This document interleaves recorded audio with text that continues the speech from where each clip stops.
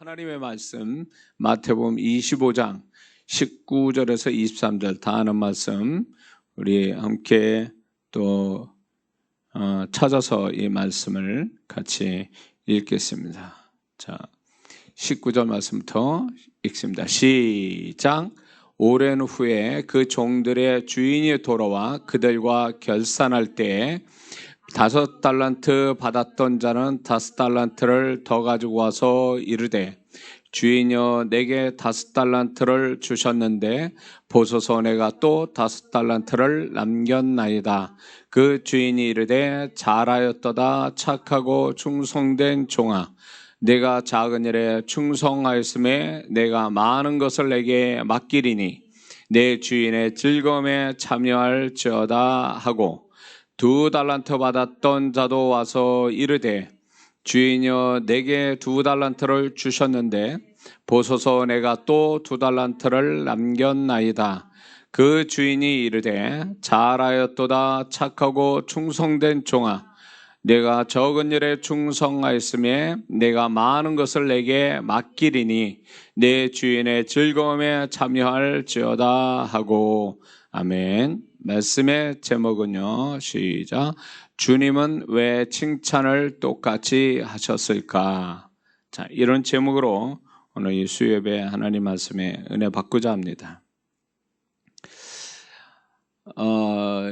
주님의 비유 속에는 반드시 그 주님이 비유로 말씀하실 때는 그 비유 속에 주님의 마음이 들어가 있고 주님의 뜻이 있기 때문에 비유로 말씀하는데, 오늘 이 본문의 그 비유는 우리가 능히 익숙히 알지만 이 비유 속에는 주님이 우리에게 말씀하고 싶어하는 주님의 마음, 주님의 뜻이 있음을 우리가 알아야 될 줄 믿습니다.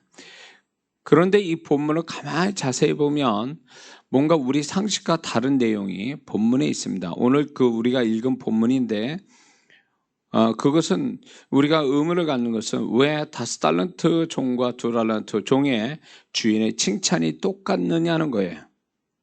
보통 인간적인 상식으로 봐서는 5달란트 받은 종이 5달란트를 남겼으니 2달란트만 남긴 2달란트 종보다 더 큰 칭찬과 보상을 받아야 되는데, 그런데 그거는 우리 생각이고 주님은 이 비유를 통해서 똑같은 칭찬을 하고 계신다라는 것은 분명히 주님이 그렇게 이 비유를 통해서 주인이 똑같은 칭찬을 하는 것에는 분명히 의도가 있고 그 주인의 의도가 바로 주님의 생각이고 주님의 뜻이 거기서 나타나고 있다는 것입니다.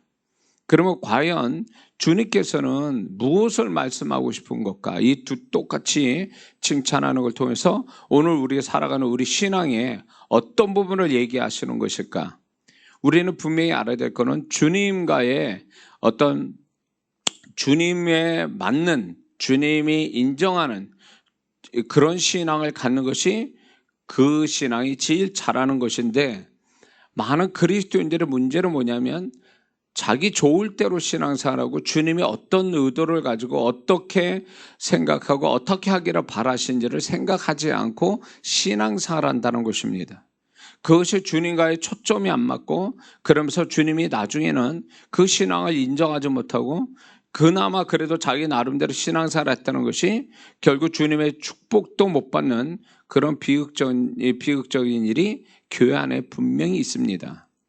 그러므로 우리가 말씀을 대하든 무엇을 하든 주님과의 어떤 소통을 통해서 주님과 초점을 맞고 주님이 인정할 만한, 주님이 칭찬할 만한 신앙생활을 해야 되는데, 바로 오늘 이 본문을 통해서 4가지를 주님께서 오늘날 주님이 우리에게 어떤 신앙을, 어떤 모습을 원하신지를 분명히 이 비유 속의 주인을 통해서 얘기해 주고 있다는 것입니다.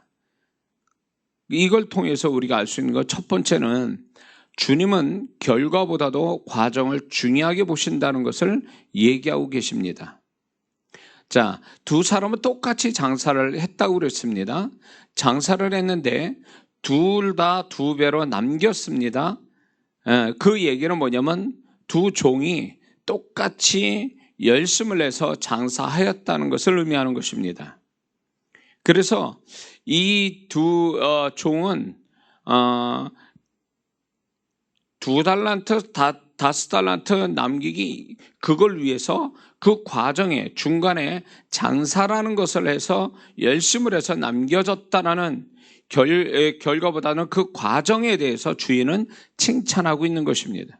그러므로 주님은 어떤 결과보다도 이 과정을 굉장히 중요시 여기고 과정을 통해서 영광받기를 원하시고 과정을 통해서 우리를 축복하신다는 걸 얘기하고 있습니다. 그런데 1달란트 받은 종은 결국 무섭게 주인이 책망을 하죠. 왜 책망을 하게 됐냐면 이 1달란트 받은 종은 주인이 올 때까지 그 중간 과정에 그가 한 일은 아무것도 없고 게으르고 시간을 낭비하고 주인에 대한 잘못된 생각으로 시간을 보냈다는 것이 그가 1달란트 받은 종이 책망을 무섭게 듣고 징계를 받을 수밖에 없는 배경이 된다는 것입니다. 그 1달란트 받은 종은 결국 과정에서 주인을 기쁘게 하지 못했다는 것이 결정적 요인이었다는 거죠. 그러므로 우리 신앙이 아무리 세상 사람은 결과만 좋으면 좋다라고 생각하는 거로 수단 방법 안 가리고 과정을 그런 식으로 진행해서 결과만 좋게 만드는 것이 세상 사람이 살아가는 어떤 삶의 방식이라면 주님은 절대로 그거를 용납하지 않는다라는 것입니다. 주님은 반드시 과정도 좋아야 되고 과정이 좋으면 결과가 어떻게 되든 주님은 과정을 통해서 인정해 주시고 축복하신다는 걸 우리는 알아야 될 줄 믿습니다. 어느 올림픽 때인지는 몰라도 그 육상 선수가 달리기를 하다가 그가 2등으로 돌아왔는데 졸지에 나중에 1등으로 바뀌었어요. 왜 그런가 했더니 1등으로 들어온 사람이 상대방 라인을 빨리 뛰게 해서 상대방 라인을 밟고 뛰었다는 것, 그게 반칙으로 돼서 결국은 1등에서 실격을 해서 2등도 안 되고 그 사람은 아예 등수 안에도 못 들어가게 된 거죠. 그거는 무엇을 얘기하냐면 아무리 결과가 좋았다 해도 운동 경기에서도 조차도 올림픽 그 운동 경기조차도 중간에 과정에 반칙이 들어가면 결국 인정 안 한다는 것이 그게 올림픽 그 운동의 모든 규칙인데 그것처럼 하나님께서도 과정에서 반칙과 불법과 탈법이 들어가는 것에 대해서는 결코 주님은 그것을 용납하지 않는다는 걸 얘기하는 것이죠. 디모데후서 2장 5절에도 이렇게 말씀합니다. 그거를 빗대어 주님이 이것을 말씀하는데 경기하는 자가 법대로 경기하지 아니하면 승리자의 관을 얻지 못할 것이며 이렇게 말씀합니다. 그거를 비유해서 믿는 자가 법대로 과정 속에 법대로 하지 않는다면 결국 그 사람은 결국 하나님 앞에 인정 못 받고 축복을 못 받는다는 것을 얘기하고 있죠. 신명기 23장 18절에도 하나님께서 이렇게 무섭게 말씀합니다. 창기의 번동과 개 같은 자의 소득은 아무 서원하는 일이든 내 하나님 여호와의 전에 가져오지 마라. 이 둘은 내 하나님 여호와께 가증한 것입니다. 하나님이 재물을 받으시는 그것도 결국 재물의 어떤 양이나 재물의 어떤 그거를 보시는 게 결과를 보시는 게 아니라 그 재물을 가져오는 과정, 그 돈을 벌게 된 과정까지도 하나님이 보고 계셨고 그걸 통해서도 하나님이 안 받으시기도 하고 받으시기도 한다는 것을 이렇게 말씀해 주고 있습니다. 또 그런 경우도 있다고 그래요.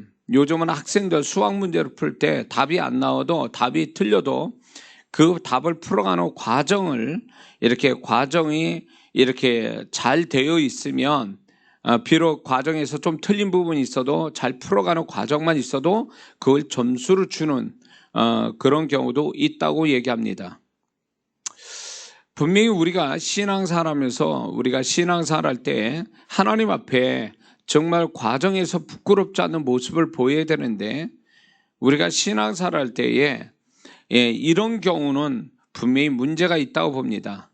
빌립보서 1장 14절 15절에 보면 형제 중 다수가 나의 매임으로 말미암아 주 안에서 신뢰함으로 겁없이 하나님 말씀을 더욱 담대히 전하게 되었느니라. 어떤 이들은 투기와 분쟁으로, 어떤 이들은 착한 뜻으로 그리스도를 전파하나니, 이러면서 바울이 얘기할 때에 이 바울이 옥에 갇힌 것을 계기로 삼아 많은 그 바울을 시기하고 질투했던 바울의 위치나 어떤 인기나 어떤 그 영향력에 그것이 이제 바울이 옥에 갇히니까 대신 그 바울이 가졌던 그거를 차지하기 위해서 하나님이 이를 어떤 사람은 투기와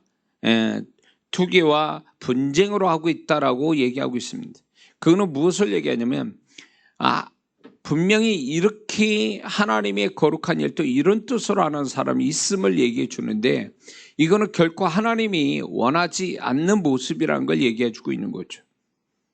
오늘날 교회 안에서도 많은 성도들이 신앙사로 하나님께 봉사하고 헌신하는데 그 마음의 동기가 옳지 못하고, 또한 과정에 그것이 정말 하나님 기뻐하는 모습으로 이렇게 하는 것이 아니라 싸우고 다투고 그 다음에 안 좋은 말들을 해가면서 하나님이 일을 하게 된다면, 그 안 좋은 감정과 마음을 가지고 하나님이 일을 한다면 결코 하나님은 그 과정에서 영광을 받지 못하고, 과정이 잘못됐기 때문에 하나님은 결코 그런 성도를 기뻐하지 않고 축복이 오지도 않는다라는 것입니다. 성경에 보면 과정이 좋아서 하나님께 인정받고 축복받은 사람이 있습니다. 욥을 보면 욥은 이렇게 하나님 앞에 잘못은 없어도 하나님과 사단의 관계 속에서 욥이 이제 시험의 대상이 됐는데, 욥이 그렇게 어처구니 없는 고난을 받아도 결코 하나님을 원망하지 않고 그는 자기 신앙을 끝까지 잘 지킴으로 인해서, 더 신앙의 레벨을 높임으로 인해서 주님으로부터 인정받았다는 것입니다.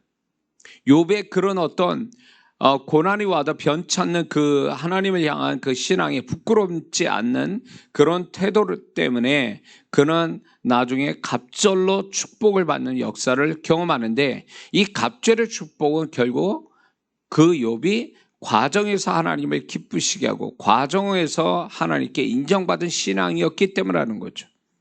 근데 많은 사람들이 왜 고난을 받고도 그 끝에 축복이 없느냐, 욥과 같은, 그는 과정에서 하나님을 기쁘시게 못하고 과정에서 잘못된 모습을 보였기 때문에 결국은 고난이 결국 축복이 아니라 쓰라린 상처가 되고 추억이 되고 기억이 되고, 그건 하나님께 더 부끄러운 모습으로 끝났기 때문에 그렇다는 거죠. 그러므로 고난이 다 축복이다, 그렇지는 않다는 거죠. 그 고난이라도 고난도 그 고난의 과정에서 하나님 앞에 영광을 돌리고 하나님이 기뻐하고 인정받는 모습을 가져야 그 고난도 축복이 되지, 그렇지 않는 사람은 고난이 오히려 고난으로 끝날 수 있다라는 것을 우리는 알아야 될 줄 믿습니다. 마태복음 15장에 가보면 가나안 여인이나 귀신 들린 딸을 가진 가나안 여인이 계취급을 받는 과정이 나옵니다. 무시당하고 계취급까지 받는 상황까지 가더라도 결국 주님을 끝까지 신뢰하고 긍정적으로 주님을 소망할 때 주님께서 그 딸을 축복하시는 장면이 나오는데, 결국 이 가나안 여인은 과정에서 주님으로부터 인정받은 거예요. 그 과정으로서 주님의 시험에 인정받은 자이기 때문에 축복을 받았다는 걸 분명히 얘기하고 있습니다. 또한 이 사람과 구약에서 비슷한 사람이 아브라함이죠. 하나님이 이삭을 바치라 할 때 아브라함이 군소리 안 하고 그 다음날 일찍이 이삭을 데리고 하나님이 지정한 모리안 산을 3박 4일을 거쳐서 가게 됩니다. 그럴 때 아브라함은 하나도 중간에 하나님을 원망하거나 또 부정하거나 의심하거나 어떤 그런 모습을 보이지 않고 꿋꿋하게 하나님이 뜻하신 말씀한 대로 모리아 산에 가서 칼을 들어 자기 아들을 죽이려고 하는 그 모습을 통해서 하나님은 네가 나를 빌어서 경외한 줄 알고 알았다라고 말씀하면서 여호와 이레를 거기서 하나님이 말씀하시고 또 여호와 이레를 보게 되고, 또 아브라함은 언약을 다시 한번 주님이 축복으로 말씀하시는 것을 거기서 듣게 됩니다. 결국 과정에서 하나님 앞에 인정받고 하나님을 높이니까 그 과정을 통해서 축복을 받고 있는 거죠. 마태복음 20장에 보면 그 포도원 품꾼의 비유가 나오는데 마지막 1시간을 놔두고 일한 사람이 결국 하루 온종일 한 사람과 동일한 품삯을 받게 되는데, 그것은 결국 그 주인은 결국 그 1시간 일한 자의 어떤 그 과정, 1시간 동안 일한 자의 어떤 태도, 그것을 통해서 주인이 기쁘게 여겨서 그 사람을 하루치 품삯을 줬다라는 거죠. 그러나 먼저 온 그 사람보다 훨씬 더 많은 시간을 한 수고한자도 동일한 1달란트를 주는 것은 결국 그들의 일하는 태도, 일하는 과정이 결코 주인을 기쁘게 하거나 주인이 인정받을 만한 태도가 아니었다는 거예요. 결국 그들의 과정은 고마운 게 아니라 그 주인에 대한 빚을 받아야 될 것처럼 같은 채권자 마음을 갖고 있고, 그들의 욕심이 있었고, 또 자기들을 불러준 그 주인에 대한 고마움, 낮아진 겸손한 마음이 아니라 주인에 대한 교만함을 갖는 그것이 그들의 일하는 과정 속에 생긴 마음이기 때문에 결국 주인은 그들을 축복할 수 없다라는 거죠. 그러므로 이 과정이라는 건 굉장히 중요합니다. 그런데 또 과정에서 축복되지 못한 사람들이 성경에도 나옵니다. 광야 1세대를 보면 이 광야라는 것은 하나의 가나안으로 가기 위한 과정인데, 그들은 결국 광야 1세대는 이 과정이 된, 가나안으로 가는 과정이 된 광야에서 결국 다 죽게 됩니다. 왜? 광야에서 이 과정, 가나안으로 가는 과정인 광야에서 하나님을 시험하고 하나님을 욕되게 하고 하나님을 불쾌하게 만드는 그들이었기 때문에 결국 그들은 다 죽었다라는 거죠. 그것이 하나님께서 얼마나 우리를 과정을 중요시 여긴가를 말씀해 주고 있습니다. 아나니아 삽비라도 사정제를 보면 그들의 하나님 앞에 정말 헌신하려고 했지만 그들이 거짓으로, 마음에 아까운 마음으로, 또 시작 자체가 그때 당시에는 누가 하나님께 헌신을 잘하냐 그거 가지고 경쟁하고 하다시피 돼 있었고, 그것이 그 교회의 어떤 인기의 척도가 될 수도 있었던 것에 대하여 아나니아 삽비라는 그런 마음으로 시작했고, 어쩌면 그거를 바치는데 아까운 마음이 있어서 숨기고 다 바친 것처럼 하는 그 과정이 불순한 그 모습에 결국 이 아나니아 삽비라는 불행을 맞게 됩니다.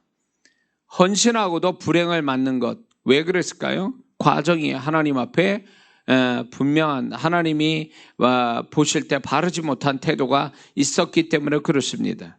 마태복음에 보면 그날에 많은 자들의 선자 노릇하고 귀신 쫓고 능력을 행했다고 이렇게 주님 앞에 그걸 인정받기 위해서 말하고 있었지만, 주님은 내가 너희를 도무지 모른다고 말씀하며, 그들이 왜 그렇게 주님이 모르는 자가 됐냐면 주님을 위해서 그들이 정말로 그렇게 했지만은 결국 인정받지 못하는 건 불법을 행했다는 과정 속에, 그 능력과 직분을 잘 사용하는 과정 속에 불법을 행한 것이 결국 그들은 주님으로부터 버림받는 자들이 됐다는 겁니다. 인정 못 받는 자가 됐다는 거예요. 알지 못한 자가 됐다는 거죠. 그러므로 주님은 과정을 더 눈여겨보신다는 것을 우리는 분명히 알고 있어야 될 줄 믿습니다. 그러므로 우리가 너무 결과에 집중하다 보면 결과가 좋아야 된다는 것 때문에 과정에 굉장히 우리가 하나님 앞에 부끄러운 모습을 보인다면 이미 그거는 실패했다고 보는 거죠. 물론 시작도 중요하지만 중요한 건 이 과정이 굉장히 중요하다는 것을, 이 2달란트를 똑같이 5달란트와 칭찬한 배경이 된 겁니다. 2달란트가 5달란트 자와 같이 최선을 다하고 어떤 그 과정에서 열심을 냈기 때문에 결국 그것이 나왔다, 그런 결과가 나왔다는 걸 주인은 알고 인정해 준다는 거죠. 그러므로 예수 믿는 사람이 과정에서 얼렁뚱땅, 대충, 적당히 이런 단어는 위험합니다. 예수 믿는 사람은 과정에서 치밀해야 되고, 또 과정에서 부끄럽지 않아야 되고, 과정에서 확실해야 되고, 과정에서 하나님께 인정받을 만한 태도로 가지고 있는 것이 결국 결과가 어떻게 나오든 그 과정을 인정하시는 하나님 앞에서는 분명히 그 과정이 헛되지 않고 그 과정의 축복을 받게 된다는 걸 우리가 잊지 말아야 될 줄 믿습니다. 자, 두 번째는 주님이 이 비유 속에서 똑같이 2달란트가 5달란트와 똑같은 칭찬을 받게 된 그 배경, 또 주님은 어떤 의도로 이렇게 말씀하셨는가는, 두 번째는 주님은 양을 보시지 않고, 수량, 양을 보시지 않고 마음을 중요하게 보신다는 것을 얘기하는 것입니다. 그거를 어떻게 할 수 있냐면 5달란트와 2달란트한테 동일한 칭찬을 하죠. 착하고 충성된 종아. 착하다라고, 주인이 착하다라고 할 때는 주인의 이 착하고 충성됐다라는 이 말은 무엇을 얘기하냐면 마음에 꺼리낌이 없이 순수한 주인만을 위한 수고하려는 마음, 그리고 이 충성됨은 주인을 향한 어떤 주인만을 위한 어떤 마음을 가지고 있었던 거죠. 그리고 이 종들이 원래는, 이 종들은 주인의 집만 관리하면 되는데, 분명히 주인은 장사라고 얘기한 적도 없고, 그럼에도 불구하고 그들이 장사를 했다는 얘기는 오로지 하나의 목표 때문에 그런 거예요. 주인을 기쁘게 하고 주인을 이롭게 하기 위해서 장사를 한 거죠. 분명 장사를 했다면 그 두 종은 자기 일을 다 하고 난 다음에 나머지 가지고 장사를 했을 거라 봐요. 자기 일도 안 하면서 장사할 일은 없다는 거죠. 그래서 주인이 착하고 충성된 종이라고 말하는 것은 그들의 마음의 동기가 주인을 위한 거고, 주인을 기쁘게 하는 거고, 그리고 주인을 위해서 오로지 그 하나로 수고했다라는 이것이 결국 그 마음에서 이 주인은 2달란트 받은 자도 동일한 칭찬을 했다는 거죠. 동일한 마음이었기 때문에 그런 거죠. 동일한 마음. 그래서 우리가 이거를 통해서 주님의 마음을 우리가 알고 제대로 살려면 우리는 뭔가 어떤 소유하고 뭔가 잘 되고 어떤 사이즈, 이런 어떤 잘 되는 사이즈나 이런 것들, 양이나 사이즈, 소유, 이런 부분에 대해서 우리가 그걸 성공으로 여길 것이 아니라 그 마음에서 주님으로부터 인정받는 자가 되는 것이, 그게 신앙생활 잘하는 비결인 줄 믿습니다.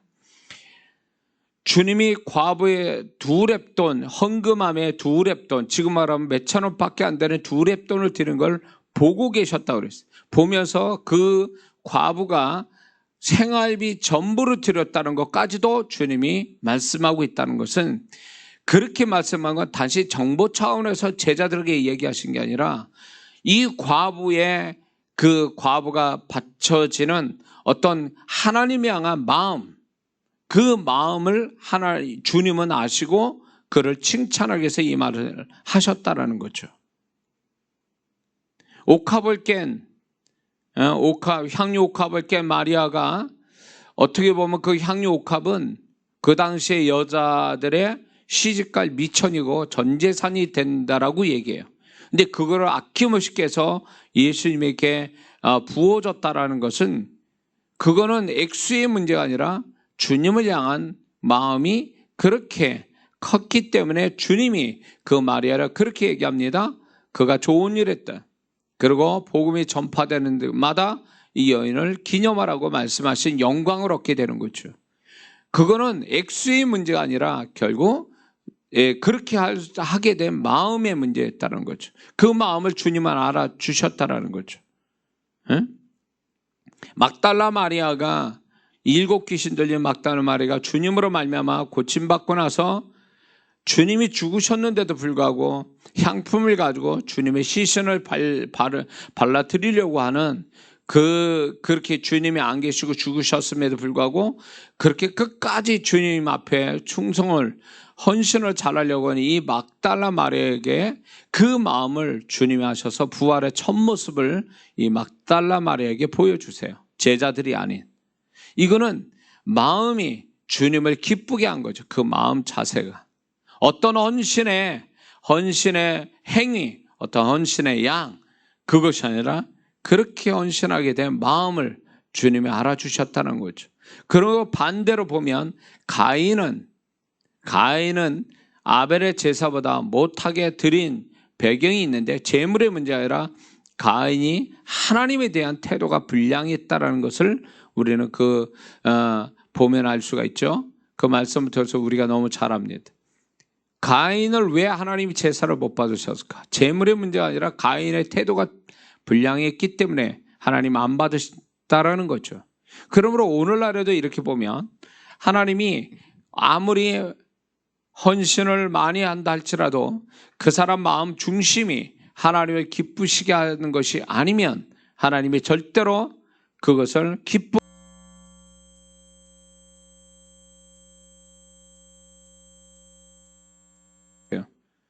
그 헌신은 하지만 다른 사람 못하는 헌신을 하지만 그 헌신의 그 마음의 중심이 하나님을 기쁘시게 못하니까 결국 축복은커녕 징계로 끝나버리는 헌신도 보게 되는 거죠.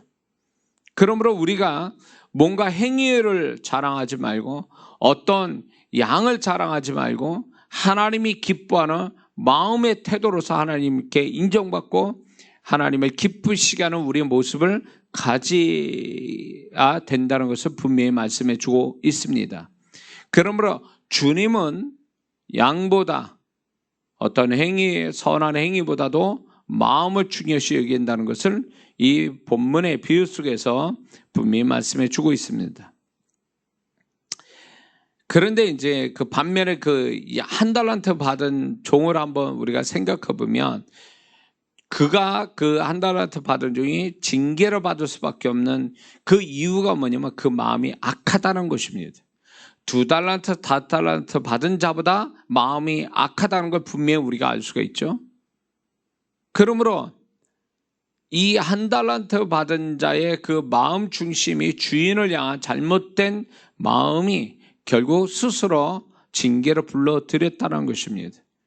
그러므로 이 주인은 어떤 결과, 어떤 그 행위를 요구한 게 아니라 마음 중심을 요구하고 있었고 그 마음의 중심을 그것 가지고 평가하고 있다는 것을 분명히 얘기하고 이것이 바로 주님이 우리를 향한 태도인 것을 우리가 알아야 될 줄 믿습니다. 마태복음 6장에 보면 금식과 기도와 구제에 대해서 주님이 말씀하죠. 너희가 사람에게 보이기 위해서 외식하듯이 다른 사람한테 인정받기 위해서 의롭다함을 얻기 위해서 그런 행위를 갖는 것은 결코 옳지 못함을 얘기하고 네 상을 사람의 칭찬이 너의 상이고 하나님이 줄 건 아무것도 없다라는 뜻에서 이 말씀을 하고 있죠. 그래서 주님은 마태복음 23장이나 여기에서도 6장에서도 얘기하는 게 뭐냐면 너의 마음이 하나님을 기쁘시게 못한다는 거죠. 마음의 중심이 잘못됐다는 걸 분명히 지적하시고 그렇게 마음의 중심이 잘못되면 하나님께 인정과 축복도 없다는 걸 단호하게 말씀해 주고 있는 겁니다. 그러므로 우리가 신앙생활 할 때 마음의 중심이 바른가, 주님 보실 때 부끄럽지 않는가에 대해서 그걸 살펴서 분명하다면 괜찮지만 그게 뭔가 꺼리낌이 있는 내가 스스로 그렇게 꺼리낌이 있다면 그것은 멈춰야 되고 분명히 하나님이 기뻐할 마음을 가지고 신앙생활 하는 것이 그게 지혜고 축복인 줄을 믿습니다. 세 번째는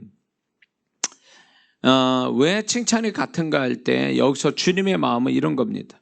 주님은 최고보다도 최선을 더 중요하게 보신다는 걸 얘기하고 있습니다.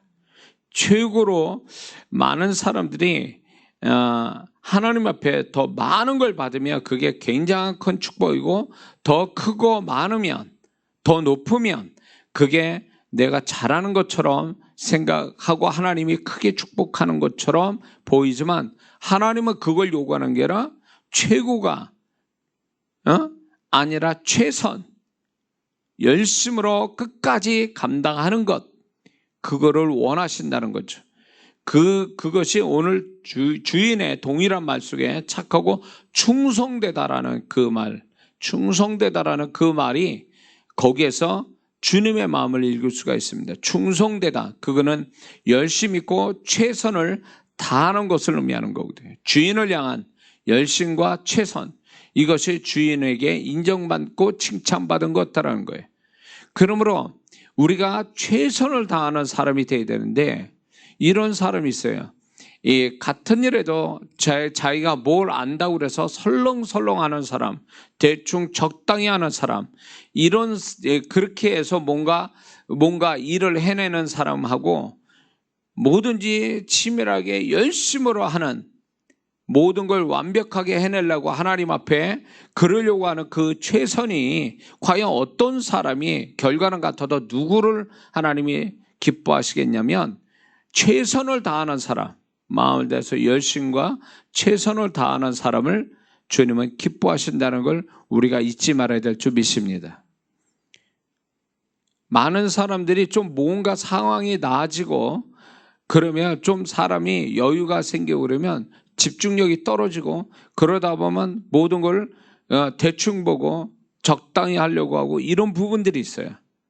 거기서 믿는 자들이, 그런 태도가 결국 믿는 자들이 타락하게 되고 변질되는 요소가 되고, 그런 태도 때문에 주님의 축복이 소멸된다는 걸 알지를 못해요. 그런 여유가. 그래서 하나님이 더 큰 축복으로 갈 사람이냐 아니냐는 것은 하나님이 축복하신 그 좋은 것에 대해서 어떤 태도를 보이는가가, 거기서 그 다음을 하나님이 이어갈 거냐 끊게 하실 건가를 결정하신다는 것입니다. 하나님이 어떤 좀 여유롭고 편하고 뭔가 나아진 거를 주었을 때 그거에 빠져가지고 최선을 다하지 못한다면 그 사람은 하나님이 결국 그 모든 거를 그 다음은 없다라는 것을 분명히 알아야 된다는 거죠. 사울 왕은 보세요.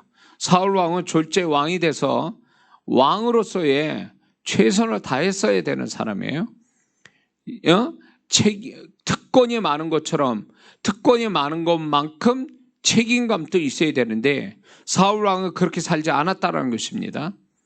그렇게 살지 않고 하나님이 주신 축복 앞에 그는 굉장히 왕의 직무도 제대로 감당 못하고, 굉장히 그는 불성실하고 또 불순종하는 모습을 보였을 때 하나님이 그를 세운 걸 후회하시고 왕으로서의 이제 그의 생명을 끝내신다라고 하고 말씀할 때에, 첫 번째 성령이 떠나가시고 악령이 그를 괴롭히고 그의 인간적 어떤 더러운 그런 마음들이 그를 지배하고, 나중에는 그것이 결국 자기 아들과 함께 전쟁에서 죽게 되는 비극의 원인이 된 거죠. 그거는 시작은 뭐냐면, 그가 처음에 가졌던 그 마음 그대로 그 일을 했었어야 되는 거예요. 다윗도 최선을 다해 살았지만 최선을 다하지 못한 상황이 있었죠. 자기 모든 자들은 다 전쟁에 나가게 하고 자기는 자기의 왕궁에서 늦잠 자고 일어나다가 사고를 치죠. 결국 최선을 다하지 않은 데서 죄가, 사단의 역사가 있었고 거기서 하나님의 징계가 떨어지게 되죠. 그러니까 이 2달란트 받은 자를 이 주인이 칭찬한 것은 그가 5달란트와 비교돼서 적당히 할 수도 있는 것들에 대해서 적당하지 않게 자기 나름대로 최선을 다하여 남겨졌기 때문에, 그 2달란트를 남겼다라는 것이 중요한 게 아니라 최선을 다했다는 그 자체가, 이 2달란트는 주인이 칭찬할 수밖에 없고, 오늘날 주님이 우리에게 요구하는 건 그거예요. 아무리 상황이 좋아지고 자기가 대충 해도 되는 문제라 할지라도 최선을 다하는 자에게 주님께서 기뻐하시고 또 새로운 축복을 주신다는 것을 분명히 오늘 이 본문을 통해서 얘기하고 있는 줄 믿습니다. 최선을 다하니까 큰 것을 맡기신다고 큰 거로 맡기는 축복을 줄 것이다. 네가 수고하자는 큰 거로 또 맡기게 되고, 두 번째는 주인의 잔치에 참여한다라는 것은 결국 친구로서 대접을 받는다는 걸 얘기하는 거예요. 그래서 이 지금 세 가지, 하나 더 남았지만 이 세 가지를 봐더라도 주인의 칭찬은 결국 이런 태도로 가졌을 때 주인의 칭찬이 생각지 않은 두 가지 칭찬이 더 있게 되는 거죠. 자, 그러나 한 달란트 받은 자를 보면 최선을 다한 게 아니죠. 그는 최선을 다한 게 아니라 그것 때문에 징계를 받는 거예요. 징계를 받은 거죠. 최선을 다하지 않는 것에 대하여 게으른 거에 대해서 책망을 받게 되죠. 자, 마지막 네 번째는 2달란트를 동일하게 5달란트에서 칭찬하게 된 주님의 마음은, 주님은 양보다는 비율을 더 중요하게 보신다는 것을 의미하는 것입니다. 양보다 비율. 자, 5달란트가 5달란트 남긴 건 100%죠. 2달란트 받은 자가 2달란트 나눈 것도 100%예요. 비율로는 동일한 거예요. 그래서 주님은 어떤 세상은 사이즈 가지고 그 사람을 평가하지만 주님은 사이즈가 아니라 양으로 평가하는 게 아니라 비율로 평가하신다는 거죠. 과부의 2렙돈을 왜 칭찬합니까? 과부의 2렙돈이 생활비 전부를 드렸다는 비율 때문에 그런 거예요. 그가 생활비가 만약에 3,000원밖에 없다 그랬을 때 그가 3,000원을 하나님께 다 드렸다면 100% 드린 것이기 때문에 비율로 칭찬하신 거예요. 비율로. 그래서 우리는 세상 관점에서 자꾸 이렇게 뭔가 어떤 사이즈, 양으로서 평가를 하는 세상 사람을 우리는 닮아서는 안 됩니다. 주님은 비율로 평가하시는 분이기 때문에 만약에 100만 원 가진 사람이 10만 원 드리는 10% 드리는 거하고 10,000원 가진 사람이 5,000원 드리는 거는 비율로 보면 5,000원 드리는 사람이 더 크다라는 거죠. 주님은 그런 식으로 비율로 평가하신다는 거예요. 비율로. 응? 그래서 우리가 하나님 앞에 헌신을 할 때 비율을 생각해야 돼요. 양이나 사이즈를 볼 게 아니라 비율로 봐야 돼요. 과연 이게 내가 가진 것 중에서 얼마의 비율을 가지고 하나님께 헌신하고 봉사하고 드리느냐에 그거를 우리는 따져봐야 된다는 거죠. 하나님 앞에 비율이 높은 헌신은 결국 주님께서 그거를 알아주셔서 정말 그 사람을 축복을 충분히 하신다는 것입니다. 비율로 축복하신 하나님. 그래서 많은 비율로 하나님께 한 자는 많은 비율로 축복을 더 받게 돼 있다는 거죠. 그래서 우리가 하나님 앞에 인색한 자가 되지 않으려면 비율을 높여야 돼요. 비율을. 그래서 11조는 마땅히 드려야 되지만 우리가 하나님 앞에 뭔가를 헌신할 때에 거지에 동냥하듯이, 거지한테 동냥할 때 지갑에 10만 원인데 1,000원짜리 꺼내서 주잖아요. 거지에서 비율로 보면 10만 원에서 1,000만 원은 1%밖에 안 되는 거거든요. 그렇죠? 1%밖에 안 되는 거예요. 근데 하나님 앞에 이렇게 하는 사람이 있다는 거예요. 거지하게 하듯이, 거지에게 그냥 이렇게 하듯이, 적선하듯이 그런 비율로 하나님께 헌신하는 사람은 하나님을 어떻게 보면 모독하는 것 같다는 거죠. 하나님을 기쁘게 하려면, 하나님께 정말 축복을 받으려면 비율을 높여야 되네요. 비율, 헌신하는 비율, 드리는 양의 비율을 보고 그 하나님 앞에 부끄럽지 않는 헌신을 해야 된다는 거죠. 왜 옥합을 깬 마리아를 왜 주님이 칭찬합니까? 그 속에는 뭐가 있냐면 어쩌면 마리아의 전 재산일 수도 있어요. 이게 그거를 아낌없이 바쳤기 때문에 비율적으로 보면 그는 크게 헌신한 것입니다. 그러므로 지금 이 네 가지가 주인이 2달란트, 5달란트를 동일하게 칭찬하게 되고, 이런 태도로서 우리가 신앙사라면 이 2달란트, 5달란트가 받은 축복, 그 뒤에서 말씀하신 그 축복을 우리도 받을 수 있다는 거죠. 그 두 가지 축복은 결국 네가 작은 것에, 적은 것에 충성했음에 큰 걸 맡기겠다는 이 큰 거라는 것은 결국 그들이 생각지 않는 주인이 줄 수 있는, 수고하지 않는 그것을 그에게, 종들한테 주겠다는 얘기로, 주님이 주님 앞에 작은 일에 충성하는 자에게 이렇게 네 가지의 태도를 잘 보였을 때 큰 거, 수고하지 않는 큰 것을 받는 그런 축복과 함께 주인의 잔치에 참여한다는 신분의 상승, 다시 말해서 친구 대접, 종이 아니라 친구 대접을 받는다는 신분 상승은 결국 무엇을 얘기하냐면 주님으로부터의 존귀함을 얘기하는 거예요. 존귀함 받는다. 이것이 인생 성공이고 신앙 성공은 바로 존귀함이에요. 주님이 나를 더 존귀하게 여겨주신다, 나를 귀하게 여겨주신다는 것이 바로 인생과 신앙의 성공의 모습이기 때문에 이 두 가지를 주님이 약속해 주고 있는 것입니다.